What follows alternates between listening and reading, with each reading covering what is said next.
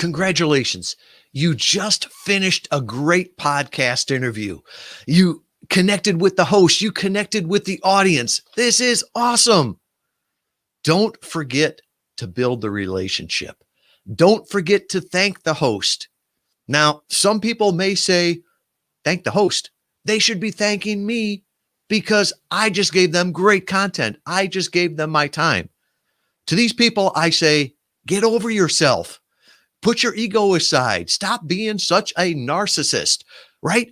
You want to build a relationship. There was a reason that you were excited to get in front of this audience. Don't use it as a transaction. Use it as a way to build a relationship. Use it to build and be a remarkable guest. And what is a remarkable guest? It's one that's memorable. It's one that's talked about, remarked about, and it's one that's in demand.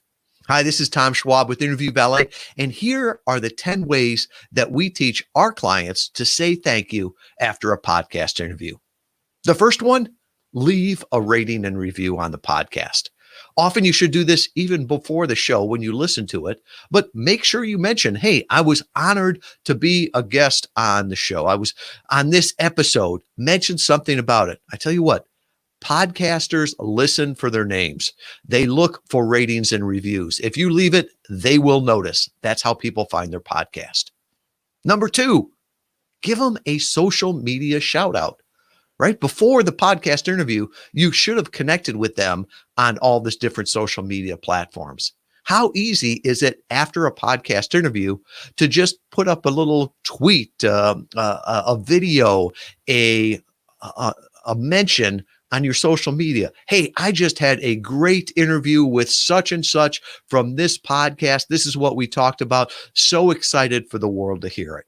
Once again, people listen for the names. They will notice it. Now, you could just do it as easily as jumping on an email, sending them a quick email, thanking them for the time, thanking them for the good questions they asked, thanking them for the opportunity to talk to their audience. I mean, it could even be a canned message that would take you 5 seconds to send to them. But I'm amazed how many people don't even do that. I tell you what, the podcast hosts, they always notice and they always mention it.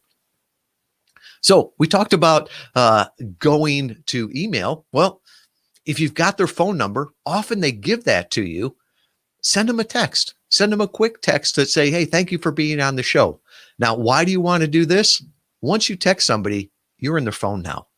Now they have your contact information. You have their contact information. You never know when you might have the opportunity to reach out to them with something that could benefit them. Now it's not just a blank number. They know who you are. You're in their phone. Now, the next way, number 5, this works great for me. Use video. And you can use it in any way you want. So you could said, instead of sending a text, just with text, send a video with it. Send it from outside, send it from your office. There's a reason that my videos always have my microphone in it. People will know, oh yeah, that's Tom Schwab. He's from Interview Valet. Puts a face with it. It's more personal. I think it's actually a whole lot easier. And you can even do it on email. There's free programs. The one that I use is called Loom. And you can just click right there. They can open it in their email. To me, it's a better way to build a relationship, to get the emotion across. And hey, I have never done a typo in a video. So number 7, send a gift. Now, this doesn't have to be super expensive. Get creative, right? I can think of some gifts I've gotten. I got this mug from the Marketing Geeks podcast. I was a guest on their show and they sent it to me. And I'm like, oh, this is great. I love it. It's like the biggest coffee cup I have. And every time I see the cup, I think of them. And if I was right-handed, every time I drank from it, it would be free advertising for them. If they want a copy of your book, if you haven't sent it one already, send them that. If you talked about a book or a product on the interview and they're like, That's interesting. I've got to add that book to my reading list. Well, how easy is it to jump on Amazon, send them whatever it is, $10 or $15 book, and put a little note in there. Thank you, right? That's going to be what makes you remarkable. So often I talk with podcast hosts and they'll tell me, I just interviewed this guest and they were interesting on this, and they'll start talking about it. They're remarking on it. Now, they don't do that for every podcast guest. Some of it's a great interview. Some of it is often the people they've started to build relationships with. So number 7 was giving a gift. Number 8, promote the episode. I'm amazed that more people don't do this, right? You can either just watch for it, and when it comes out, retweet, repost, comment on the posts that the host is putting up, or it's very easy to come up with your own graphics, put your own things out there, right? Because once again, the hosts are going to listen for their name. And if they see you promoting it, they're going to talk about that. They'll tell other podcasters about you. What a great guest you were.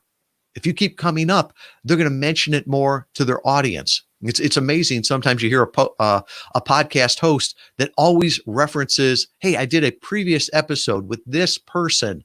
Go back to episode whatever and check that out. Man, that's the kind of relationship that you want to have with that podcast guest, or with the podcast and the podcast host and the podcast audience. Number 9, subscribe to the podcast. You should have done this before you even got on the show. Subscriptions matter. Downloads matter to the host. And that can be such an easy way, right? All you're doing is pushing a button. If you can't do that, you probably don't deserve to be on a podcast if you don't value the podcast that much. Now, the final one, the number 10. This is the secret to building relationships. It's the best gift you will ever give anybody. It's the best gift that I have ever gotten. It's a great gift because it's the one thing that people can't buy for themselves. And that's an introduction. So ask at the end of the podcast, hey, is there anything that I can do for you? Is there any introductions that I can make for you? Are there any resources that you're looking for? Be of service there. And if you can be that connector that introduces them to another great guest or another resource, somebody that they can build a relationship with, you're going to see your value in the podcasting community and in the overall community just skyrocket. The best gift that you'll ever get or you'll ever give is an introduction to a new person or a new idea. So I urge you, when you are on a podcast, when you get off the recording, the work is not done. Take 5 minutes, build that relationship. Thank the host. There's so many ways to do it. You can put it in your system. Really, today, there's no excuse not to do that. Has obscurity become your biggest problem? Stages have disappeared. Conferences are canceled. In-person meetings seem like a distant memory. Your prospective customers still need you. They still need to hear from you. Stop trying to break through the noise. It's not working. Get in on the conversation. Get featured as the expert guest on targeted podcast interviews. Podcasts are hot. Listenership is up 20% in 2020. Podcasts are the new digital stage. Leverage other people's established platform as a featured guest. Since 2015, Interview Valet has helped over 500 leading brands get featured on over 20,000 podcast episodes. You're the guest. We take care of the rest. Stop being the best kept secret. Find out how we can help you leverage targeted podcast interviews to get heard, to grow your brand, to grow your sales, to be recognized as the market leader.